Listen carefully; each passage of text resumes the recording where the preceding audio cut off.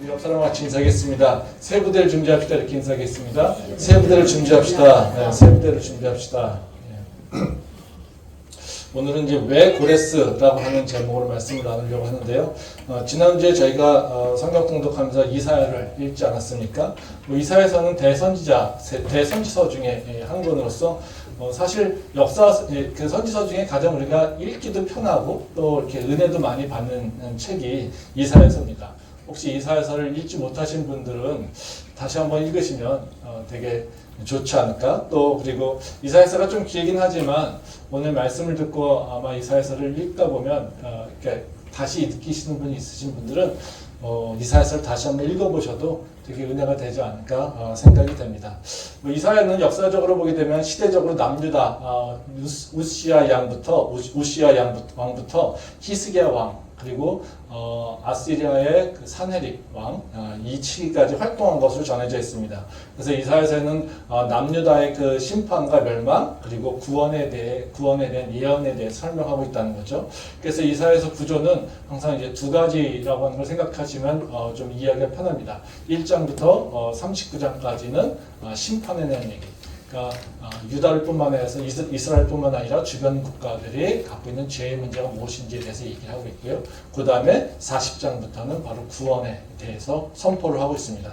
그래서 39장까지 읽을 때는 굉장히 좀 마음이 무겁기도 하고요. 그렇지만 40장부터는 하나님의 그 구원에 대해서 예언되고 있기 때문에 되게 은혜가 많이 된다는 거죠. 그래서 죄와 구원에 대해서 같이 한꺼번에 이해를 할 수 있는 책이 바로 그 이사야서라고 생각하시면 됩니다.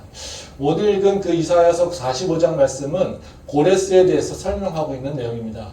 이사야서 41장부터 48장까지의 내용들은 바로 유다 백성들이 바벨론에서 그 포로에서 해방되는 것, 그러니까 즉 바벨론 포로에서 다시 예루살렘으로 귀환될 것에 대해서 설명을 하고 있습니다. 그래서 하나님께서 고레스를 선택하시고 그에게 기름을 부으시고 고레스를 통해서 바벨론을 멸망시키겠다. 그리고 다시 고레스를 통해서 하나님이 이스라엘 백성들 다시 예루살렘으로 돌아보내게 하실 것이다. 이런 것에 따라서 이런 것을 예언하는 겁니다.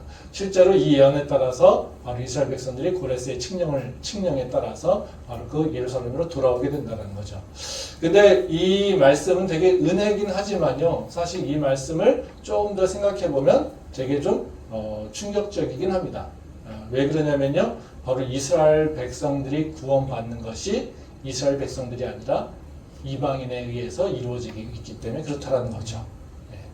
그러니까 하나님께서 이스라엘 백성들을 구원하시는데 이스라엘의 사람들을 선택하는 것이 아니라 아주 전혀 생뚱맞은 이방인, 그들이 무시하고 있는 이방인을 통해서 사용하신다는 겁니다.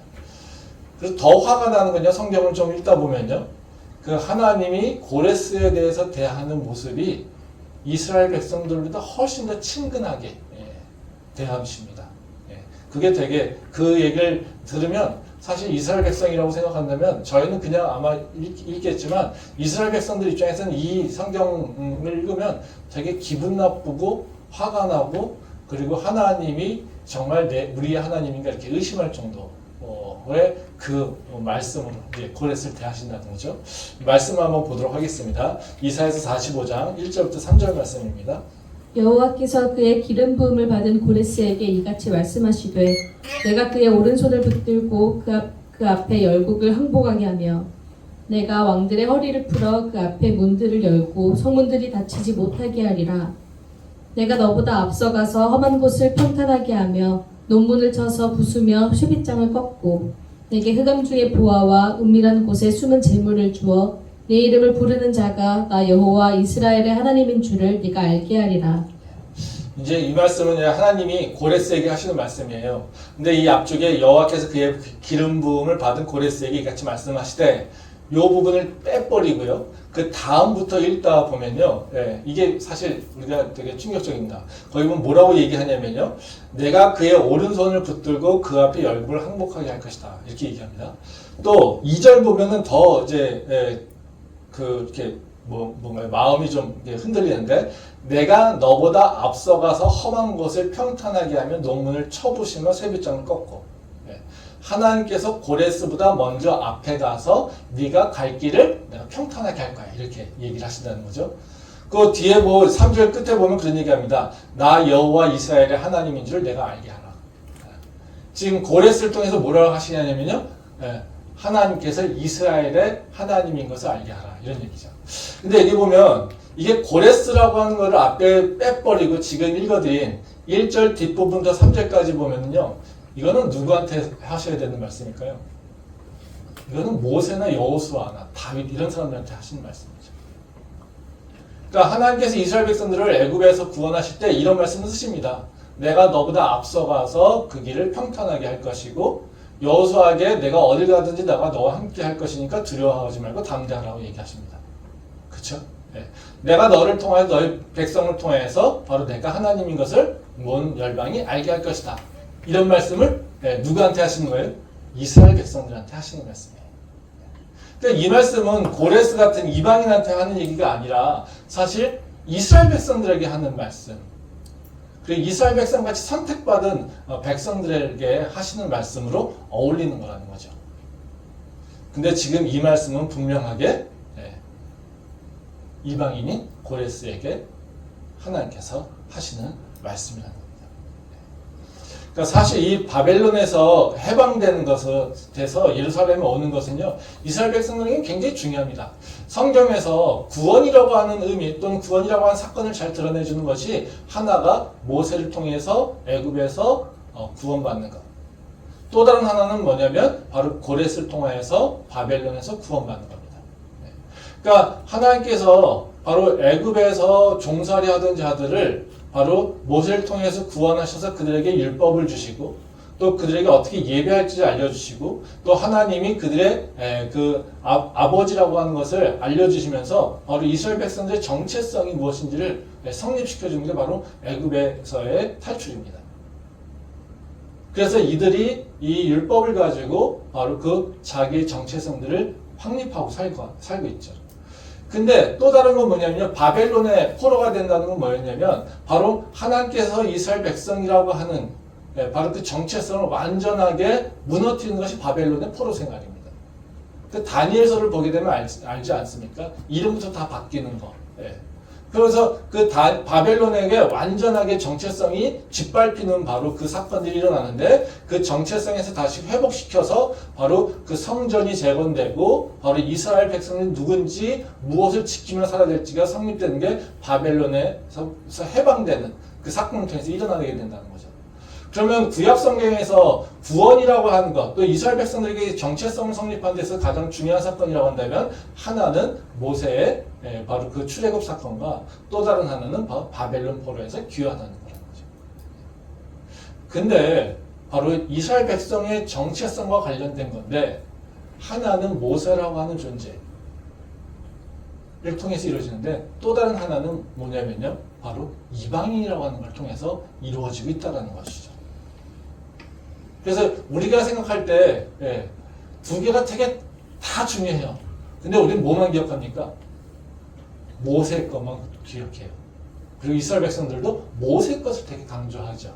그래서 모세를 정말 신과같이 여기잖아요. 왜 그러겠습니까? 바벨론 사건은 기억하고 싶지 않은 일이라는 거죠. 왜? 자기네들이 이룬 것이 아니기 때문에 그렇습니다. 이방인을 통해서 이룬 거기 때문에 자기들을 이렇게 드러낼 수가 없죠.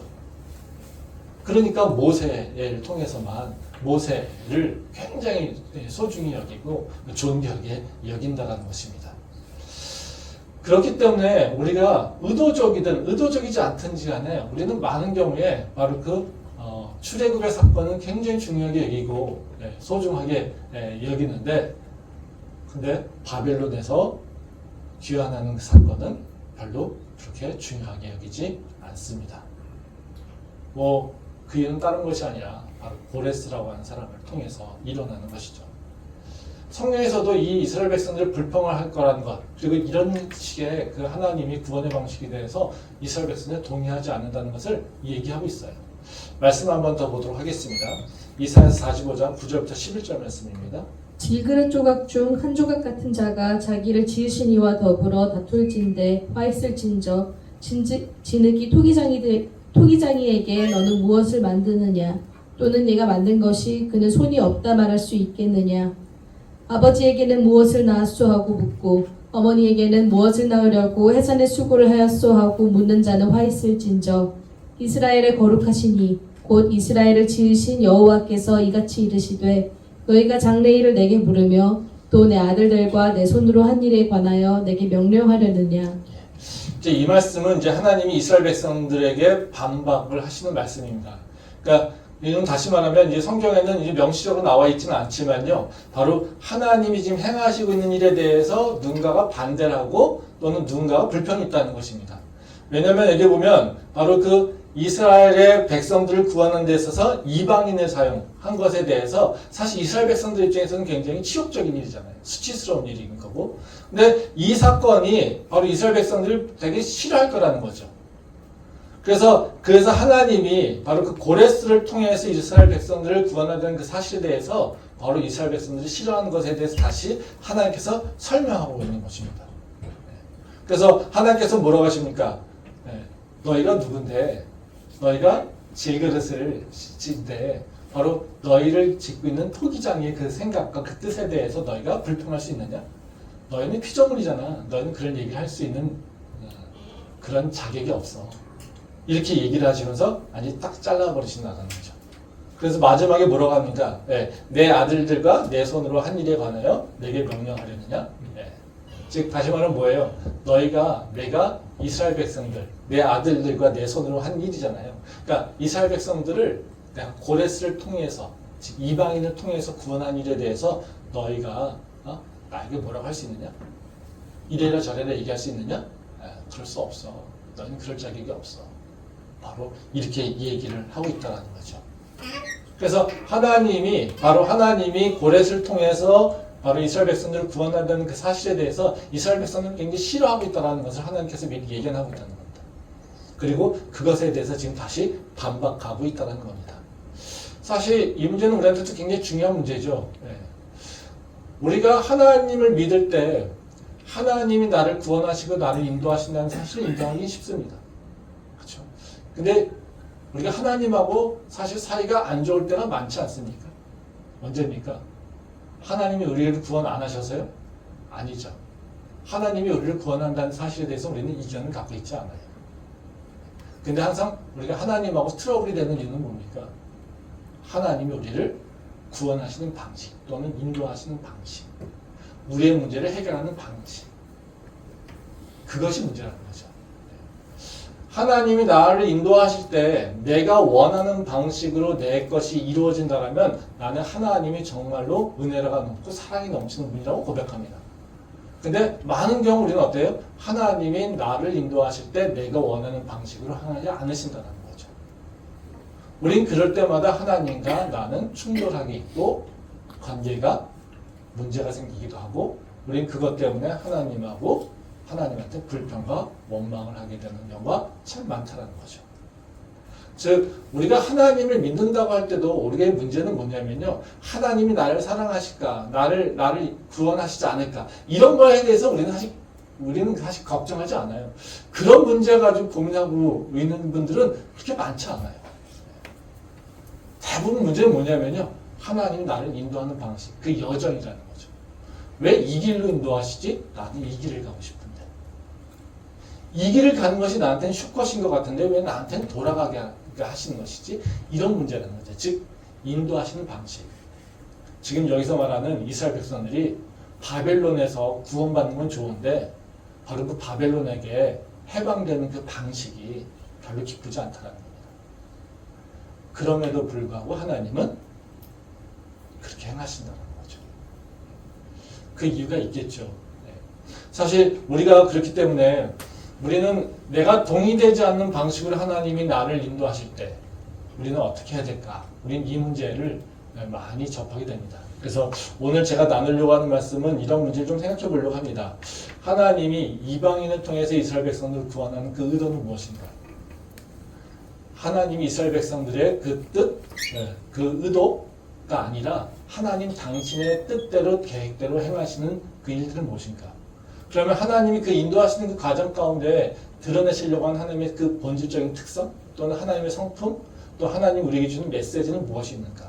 네, 이 부분에 대해서 좀 생각을 해보려고 합니다. 그래서 하나님의 그 행하심, 즉 구원을 인도하시는 거죠. 인도하심 속에서 나타나는 하나님은 어떤 분인가를 통해서 우리 삶의 문제를 같이 좀 생각해 보려고 합니다. 첫 번째로요, 바로 그 고레스를 통해서 하나님이 드러내시려고 하는 것은 무엇이냐라고 하는 건데요. 우리가 신앙생활하면서 분명히 기억해야 될 것입니다. 하나님은 누구냐면, 우리가 고백해야 될 그 하나님은 누구냐면 바로 열방을 통치하시는 왕 중의 왕이라는 겁니다. 이걸 조금 쉽게 우리로 얘기한다면 그겁니다. 우리는 지금 이 세상에 왕이 없으니까요. 세상의 어떤 권력보다도 더 강하신 분, 그리고 세상의 모든 권력을 다 통치하시는 분, 바로 그것이 하나님인 거죠. 즉 우리가 사는 삶 속에서는요, 바로 내가 어디에 끼어있냐면요, 여러 가지 다양한 종류의 그 권력이 있다는 거예요. 근데 그 모든 권력을 다 다스리는 분이 누구냐면 하나님이라고 하는 것을 우리가 알고 고백하기를 원하신다는 거예요. 말씀 한번 보겠습니다. 사도행전 이사야 45장 13절부터 14절 말씀입니다. 내가 공의로 그를 일으킨지라 그의 모든 길을 곧게 하리니 그가 나의 성읍을 건축할 것이며 사로잡힌 내 백성을 값이나 갚음이 없이 놓으리라. 만군의 여호와의 말이니라 하셨느니라. 여호와께서 이같이 말씀하시되 애굽의 소득과 부스가 무역한 것과 스바의 장대한 남자들이 내게로 건너와서 내게 속할 것이요 그들이 너를 따를 것이라. 사슬에 매여 건너와서 내게 굴복하고 간구하기를 하나님이 과연 내게 계시고 그 외에는 다른 하나님이 없다 하리라 하시니라. 이 말씀은 이제 고레스를 통해서 하나님이 행하실 일에 대해서 설명하고 있는 부분입니다. 네, 하나님이 고레스를 통해서 행하실 일은 뭘 얘기하고 있냐면요, 공의로 그를 일으키신다라는 겁니다. 그러니까 하나님이 공의를 이루신다라는 거죠. 그리고 그걸 위해서 바로 하나님께서 고레스를 세우셨다는 거예요. 근데 여기에서 그 말로만 끝나는 것이 아니라 14절 말씀에 보면 그런 얘기 나옵니다. 여호와께서 이같이 말씀하시되 애굽의 소득과 구스와 무역한 것과 스바의 장대한 남자들이 내게로 건너와서 내게 속할 것이다. 즉 하나님께서 지금 누구를 붙인다는 거예요? 고레스에게 바로 애굽과 구스와 스바, 이 모든 것들을 다 어떻게 해요? 고레스에게 붙이신다는 거예요. 종속하게 한다는 겁니다. 지금 여기서 하시는 일을 보게 되면요, 하나님이 지금 고레스라고 하는 존재를 세울 뿐만 아니라 지금 누구까지 다 얘기하고 있습니까? 주변 국가들까지 다 얘기하고 있다는 거예요. 그래서 하나님은 고레스만을 보고 선택하신 것이 아니라 하나님이 이스라엘 백성, 이스라엘의 그 주변, 근동지역의 모든 열강들을 두고 그 열강들 사이 속에서 하나님께서는 그 통치 가운데 고레스를 세우셨다는 걸 얘기하고 있어요. 이건 다시 말하면 뭐냐면요, 바로 이사야서 앞쪽에 나와 있는 얘기가 뭐냐면 그 근동지역의 모든 국가, 모든 민족들이 다 범죄하고 타락했다는 거예요. 그러니까 하나님께서는 어떻게 해요? 새로운 고레스를 세우신 겁니다. 왜? 범죄한 자들을 세우는 것이 아니라 바로 하나님께서는 새로운 자를 세워서 그 공의를 드러내면서 그 공의를 통해서 이 주변에 바로 그 열강들을 다시 압제하게, 통치하게 된다는 거죠. 말씀 한 번 더 보도록 하겠습니다. 이사야서 14장 25절 말씀입니다. 만군의 여호와께서 맹세하여 이르시되 내가 생각한 것이 반드시 되며 내가 경영한 것을 반드시 이루리라. 내가 아수르를 나의 땅에서 파하며 나의 산에서 그것을 짓밟으리니 그때에 그의 멍에가 이스라엘에게서 떠나고 그의 짐이 그들의 어깨에서 벗어질 것이라. 이것이 온 세계를 향하여 정한 경영이며 이것이 열방을 향하여 편 손이라 하셨나니 만군의 여호와께서 경영하셨은즉 누가 능히 그것을 패하며 그의 손을 펴셨은즉 누가 능히 그것을 돌이키랴. 이 말씀은 하나님이 아시리아에 대한 징계를 예언하신 겁니다. 여기서 우리가 주목해야 될 것은 26절 말씀인데 26절 보면 그런 얘기가 납니다. 이것이 온 세계를 향하여 정한 경영이며 이것이 열방을 향하여 편 손이라 하셨다 이렇게 얘기합니다. 다시 말하면 하나님께서 지금 통치하시고 있는 것은 보면 어떤 겁니까? 그냥 한 나라를 통치하고 있는 것이 아니에요. 지금 아시리아도 마찬가지고요, 애굽도 마찬가지고요, 바로 구스도 마찬가지고요, 뒤에 모압도 마찬가지고요, 에돔도 마찬가지고 모든 것을 다 어떻게 해요? 하나님께서 통치하고 있다라는 거예요. 지금 여기서는 아시리아에 대해서 하나의 얘기진풀만 얘기하고 있지만요. 바로 이사야서 13장부터 23장까지는 계속해서 그 근동 지역의 모든 민족들에 대해서 이 얘기를 하고 있다는 겁니다. 근데 그 모든 민족들이 다 어떤 거냐면요. 바로 그 죄악된 모습이었고요. 바로 하나님의 의라고 하는 것을 그들에게 찾을 수 없었다는 겁니다. 그래서 하나님께서는 그들을 사용하지 아니하시고 오히려 바로 새로운 왕인 고레스를 세워서 그들을 다시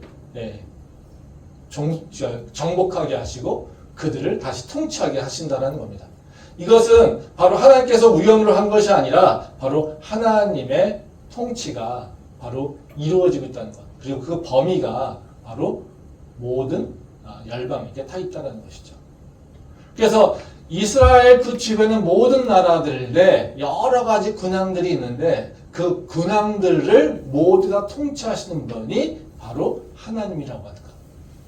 그래서 왕 중에 왕이신 분이 바로 하나님이라고 하는 것을 하나님께서는 우리한테 알려주기를 원하신다는 거죠. 이 하나님이 열방을 통치하실 때 나타나는 두 가지 특성이 있는데요. 여기서 보면 하나는 뭐냐면요. 바로 공의를 이루신다는 겁니다. 그래서 하나님께서 통치하신 바시는 분명히 나타나는 것이요. 바로 의로움을 나타내신다는 거예요. 그래서 하나님은 누구의 편에 서는 것이 아니라 하나님은 온 열방에서 하나님의 의가 어떻게 이루어지는 것인지를 드러내기 위해서 하나님이 행하신다는 거예요.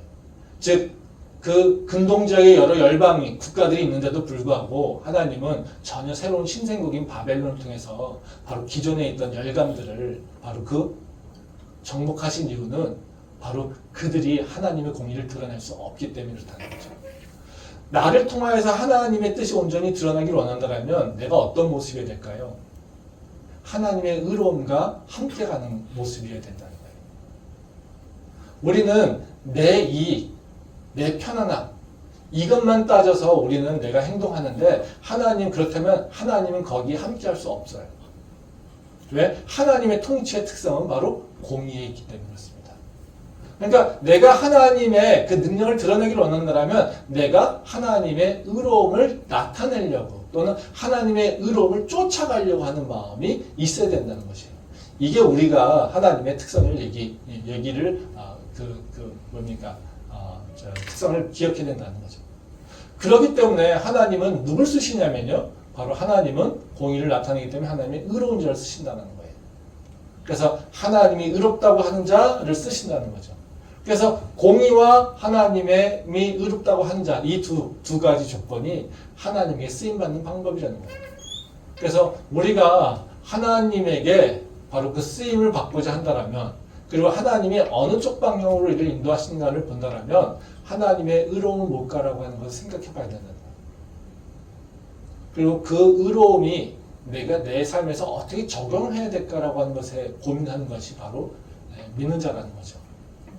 그저 내 편하는 것만, 내한테 이익되는 것만, 내가 더 많은 것을 얻는 것, 이것을 가지고 그 방법을 따라서 하나님을 이해하려고 한다면 우리는 계속해서 하나님과 충돌된 모습을 가질 수밖에 없다는 것입니다. 그래서 오늘 하나님의 통치 가운데는 바로 하나님의 의가 있다라고 하는 것, 하나님의 그 공의가 있다라고 하는 것을 우리가 꼭 기억할 필요가 있습니다. 두 번째로 그 하나님께서 고레스 통해서 고레스를 사용하시면서 드러나는 것은 뭐냐면요. 구원은 하나님의 능력이라는 겁니다. 그러니까 구원은 하나님의 온전하게 이루시는 것이지 그 세상 누군가에 의해서 이루어지지 않는다는 겁니다. 이걸 또 좀 다르게 해석해서 얘기한다면 뭐냐면요. 능력이라고 하는 것은 나에게 있는 것이 아니라요. 능력은요. 나와 하나님의 관계에 있다는 거예요. 내가 지금 무엇을 할 수 있는가? 이것은 내가 지금 무엇을 가지고 있는가 이런 것들이 아니라요. 내가 누군가라고 하는 것이 아니라요. 바로 내가 할 수 있는 것의 결정은 나와 하나님의 관계 속에서 이루어진다는 겁니다. 아멘. 말씀 보겠습니다. 로마서 2장 23절 말씀입니다. 율법을 자랑하는 네가 율법을 범함으로 하나님을 욕되게 하느냐? 예, 이 말씀은 이제 사도 바울이 유대인들을 향해서 하는 이야기죠. 유대인들의 그 본질적 특성을 잘 보여주고 있습니다. 그 유대인들의 특성을 사도 바울은 뭐라고 얘기하고 있냐면요. 율법을 자랑하고 있지만 율법을 지키지 않는다. 이렇게 얘기했어요. 네. 그러니까 이중적인 태도를 얘기하고 있는 거잖아요. 예. 그러면 이들이 율법을 자랑하는 이유가 있겠죠? 지키지 않는데. 예. 율법을 자랑하는 이유는 뭘까요? 내가 누구야 이것을 강조하려고 하는 거예요. 내가 누군지 알아? 내가 유대인이야.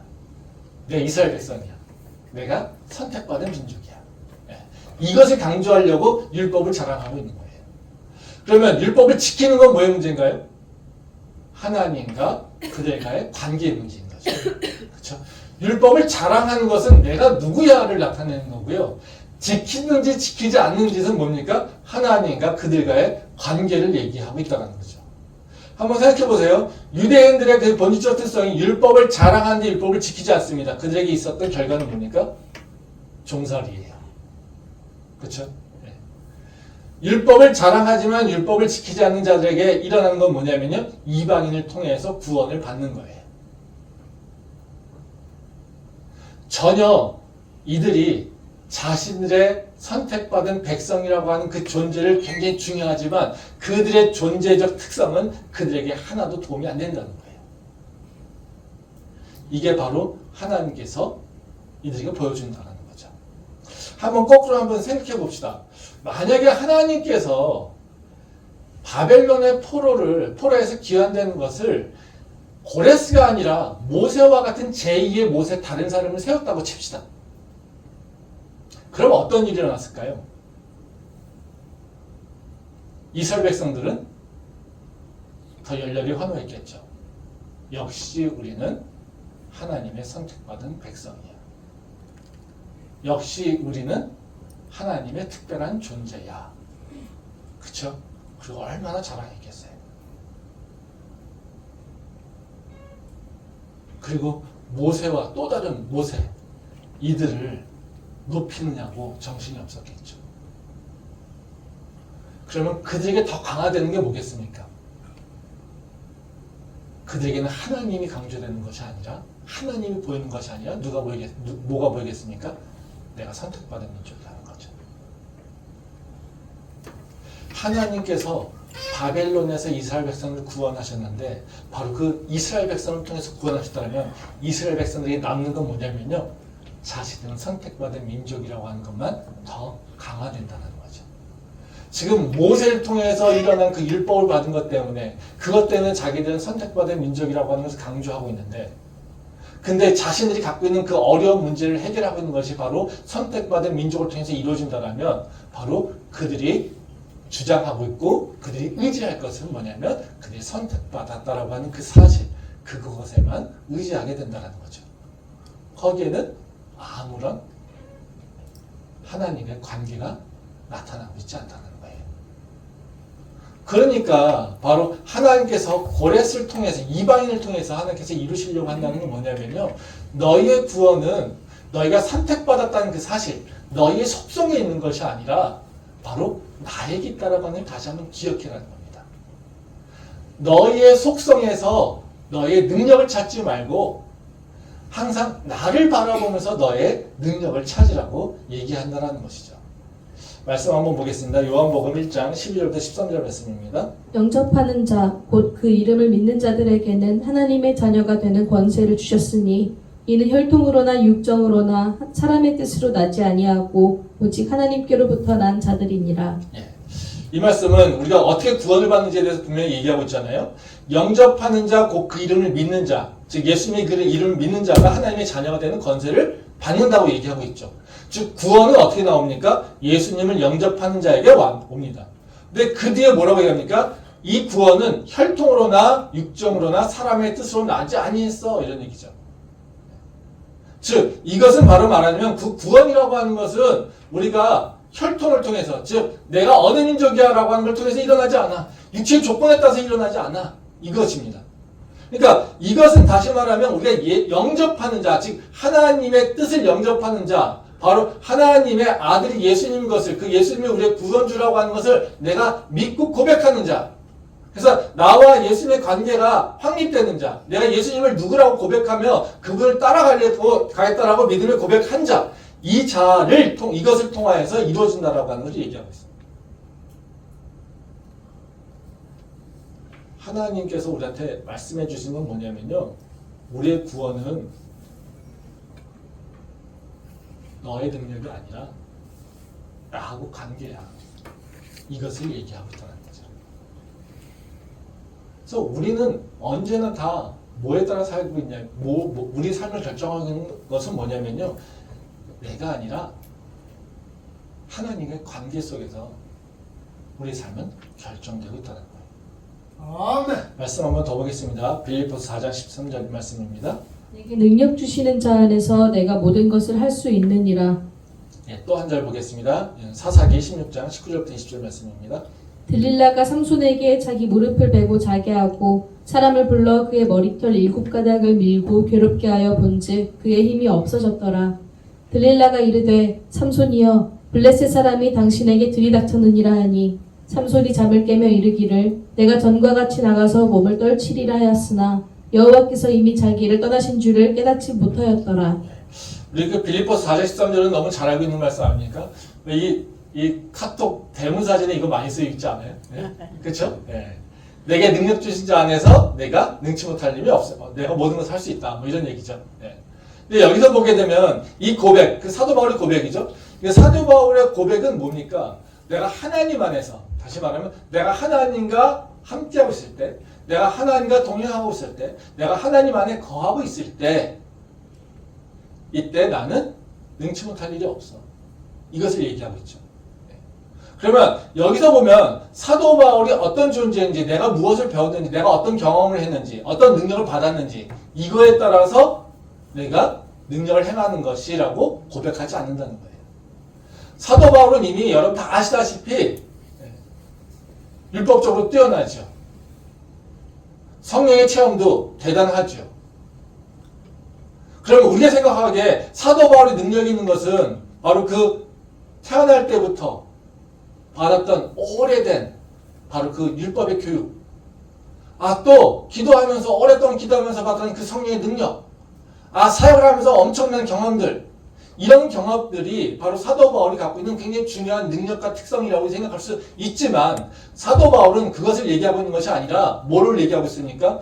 내가 할 수 있는 이유는 내가 율법 공부를 많이 해서도 아니고 내가 성령의 능력을 체험하고 있기 때문에 그런 것도 아니고 내가 하나님 말씀을 잘 알고 있기 때문도 아니고 내가 세상에 경험이 많은 것도 아니고 내가 무엇인가를 할 수 있는 이유는 다른 것이 아니라 내가 하나님 안에 있을 때야. 이것을 얘기하고 있어요. 이것을 보여주는 게 어떤 거냐면요. 바로 그 삼손의 얘기입니다. 삼손은 머리가 길었을 때는 힘이 나죠. 삼손이 머리가 잘렸을 때는 힘이 없어요. 드릴라의 그 꼬임을 면서 자기의 그 비밀을 얘기하고 있죠. 그리고 머리가 밀렸습니다. 그랬더니 그 삼손이 어떻게 해요? 일어나서 이제 다 싸워서 이기려고 합니다. 근데 힘이 없어요. 이걸 통해서 드러나는 건 뭐겠습니까? 삼손의 그 엄청난 능력은 삼손에게 있지 않다는 거예요. 그 삼손의 능력은 뭐예요? 하나님과 관계 속이죠. 머리를 밀었다는 건 뭐겠습니까? 하나님과 관계가 깨졌다는 것을 얘기하고 있어요. 하나님 말씀을 지키지 않았다는 것을 얘기하고 있어요. 우리가 오해하고 있는 것이 뭐냐면요. 우리는 많은 경우에 나의 능력은 내 배경, 내가 무엇을 배웠는지, 내가 어떤 지식을 갖고 있는지, 내가 어떤 경험을 갖고 있는지, 내가 무엇을 할 수 있는지, 과거를 통해서 내가 내 능력을 평가하고요. 내 속성을 가지고 얘기한다는 거예요. 그게 틀리진 않습니다. 근데 그것이 결정은 아니에요. 내가 어떤 경험을 가졌는지 이것이 내가 하나님이 나를 쓰시는 방법 중에 하나예요. 근데 내가 어떤 경험을 가졌는지가 나를 결정합니까? 아니. 내 미래를 결정합니까? 그렇지 않아요. 한번 생각해 보세요. 우리가 중요시 여기는 지식, 경험, 주변의 백그라운드, 네트워크 이런 게 강하다고 하면 세상은 어때요? 이런 거 가진 자들만 승리해야 돼요. 그렇지 않습니까? 근데 한번 보십시오. 이런 거 가진 사람도 다 실패해요. 우리가 많은 경우에 이렇게 갖고 있는 사람들도 실패하고 새로운 스타가 나온 걸 우리는 너무 잘 보지 않습니까? 이건 다시 말하면 뭐냐면요. 바로 승리하는 것, 성공하는 것, 뭔가 일을 해낼 수 있다라고 하는 것은 그 사람의 능력에 있는 것이 아니라 그 사람이 가지고 있는 속성에 있는 것이 아니라 그거는 설명하는 아주 일부분이라는 거예요. 그리고 그 결정권자는 누구라는 겁니까? 하나님이라는 거예요. 그래서 하나님은 계속해서 얘기하고 있는 게 뭐냐면요. 너의 인생은 너의 과거의 경험이 너를 결정하는 것이 아니라 지금 나와 어떤 관계를 맺고 있느냐, 그것이 너의 인생을 결정하고 있어. 이걸 얘기하고 있더라는 거예요. 하나님이 고레스를 통해서 바로 구원하신 것은 모세나 바로 이스라엘 백성 중에 한 사람이 아니라고 하는 것은 바로 너희가 선택받은 민족 맞아. 근데 너희가 선택받은 민족, 그 민족이라고 하는 그 사실 자체가 너희 앞날을 결정하지 않아. 이겁니다. 선택받은 민족이기 때문에 내가 너희를 지켜. 그렇지만 인도하는 것은 내가 너희를 이끌어가는 거야. 그리고 너의 삶을 결정하는 건 바로 나야. 라고 하는 것을 얘기하고 있다는 거죠. 그래서 이스라엘 백성들이 굉장히 소중히 여기는 바로 그 자신의 민족의 정체성, 선택받은 민족이라고 하는 그 정체성, 그 자부심을 하나님께서는 이스라엘 백성들을 구원하시는데 사용하지 않는다는 거예요. 그게 하나님께서 우리에게 무엇을 말씀하신지, 그리고 내 삶에서 지금 무엇을 얘기하고 있는지 우리가 다시 한번 생각해 볼 필요가 있다는 겁니다. 마지막으로요. 이제 하나님께서 고레스를 통해서 말씀하신 건 뭐냐면요. 너의 삶을, 너의 환경을 미리 예단하고 평가하지 말아야 합니다. 하나님은 어떤 분이냐면요. 우리의 상상과 우리의 생각, 이걸 초월해서 계획하시고 이루시는 분이라는 거예요. 그러니까 우리가 내 삶은 이래 라고 하는 것 때문에 내 환경은 이렇게 돼.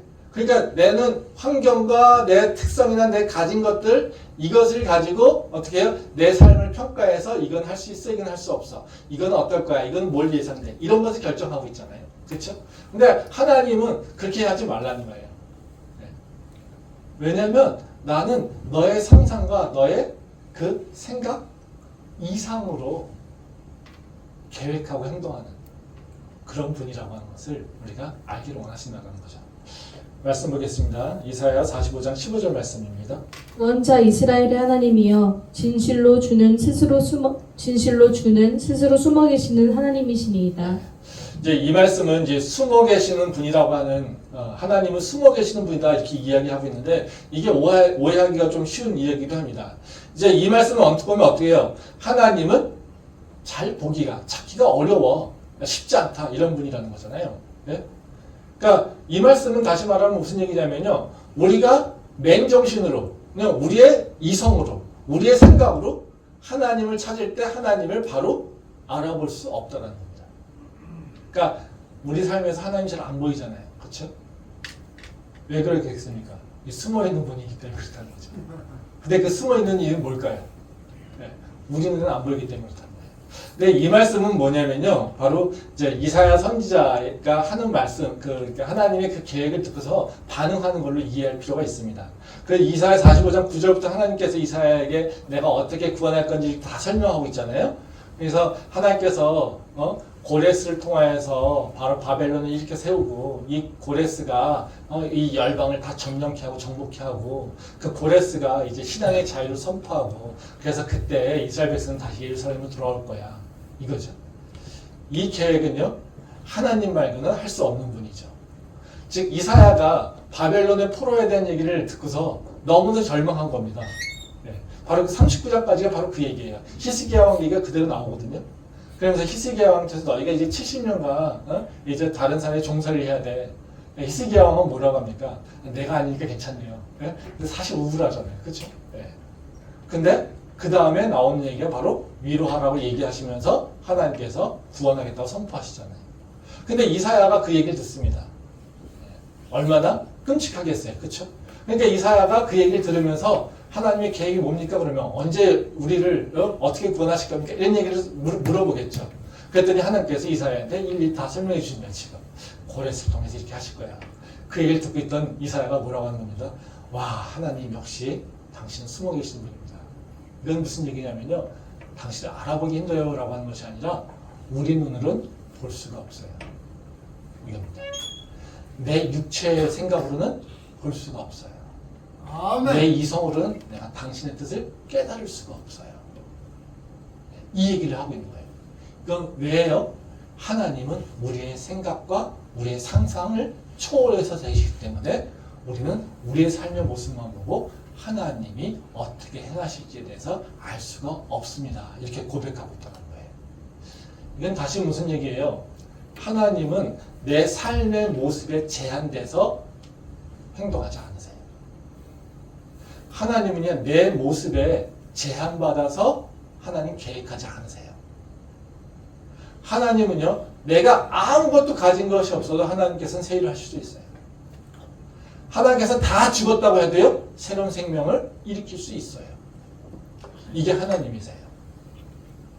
그렇기 때문에 우리가 내 삶을 바라볼 때 믿음이 없이 내 삶을 바라보면 하나님의 계획은 볼 수 없어요. 내 모습만 바라보고 내 생각 안에서 내 계산 안에 있을 때 하나님이 어떻게 행동하시는지에서 나는 꿈을 꿀 수 없어요.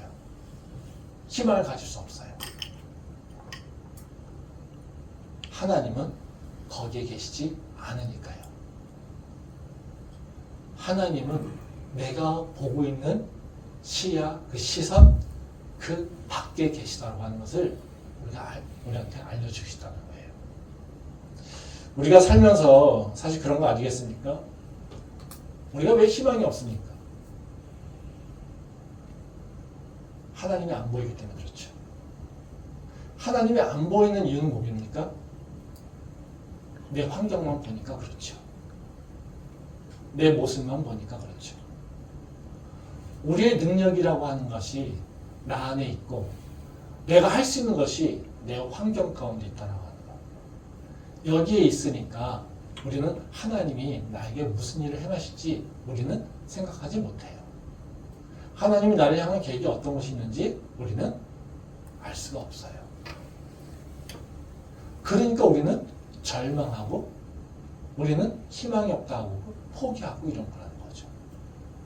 이스라엘 백성도 그런 거 아니겠습니까?